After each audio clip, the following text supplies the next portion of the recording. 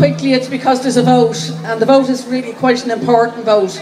It's on an amendment in this bill that allows 540 million of motor tax fund to be transferred to Irish Water. Now, when you pay your motor tax, you expect it to be spent on the roads and the footpaths, not on Irish Water. This was introduced 2 years ago, and they say they're introducing this on a one-off basis, but they did it last year, they did it the year before, and they're doing it this year. Essentially, it's fundamentally dishonest, but there's an awful lot about this that you know is fundamentally dishonest. When we got the first, this is the third piece of water legislation.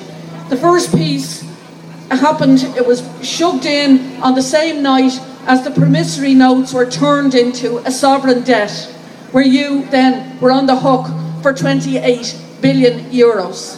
And that's 28,000 million euros. So that was what dominated that day. The second piece of legislation happened on the day before Christmas Eve. And essentially we were given 3 hours to debate the legislation, all stages of legislation. And it meant that it was such an abuse of the process that the whole opposition walked out because of the guillotine. Now, this is not a guillotine tonight, but it's another mechanism to shove the thing in a very dishonest way. We had, as you know, we had a miscellaneous bill that dealt with a park in Kerry, that dealt with environmental changes for the EPA, and it put some penalties for dog breeding establishments. Not the kind of piece of legislation you'd expect to be fundamentally changed. When I pressed the Minister about it at committee stage, she told me that there wouldn't be any substantial changes. It would only be about dotting I's and crossing T's. Well, 540 million is not about dotting I's and crossing T's. No, it's not! Neither is the changes in terms of tenancies.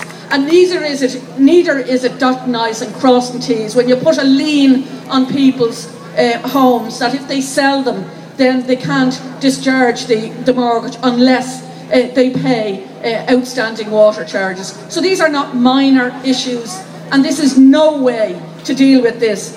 This is a contempt that we're seeing for democracy. It's a contempt for the Parliament. It's a contempt for the opposition. And if there's contempt for us, there's contempt for you. And that's not democracy.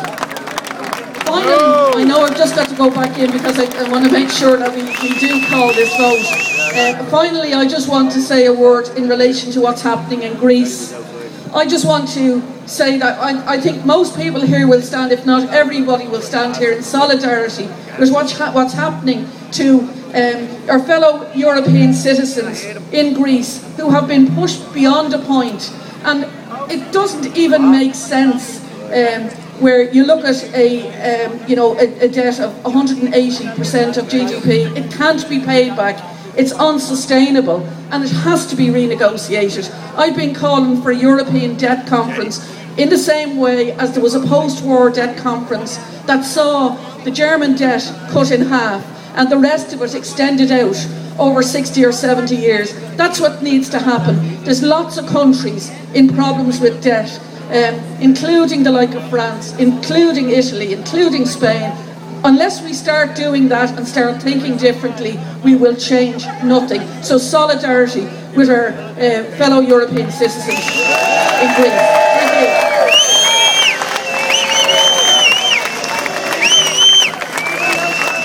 Thank you, Catherine.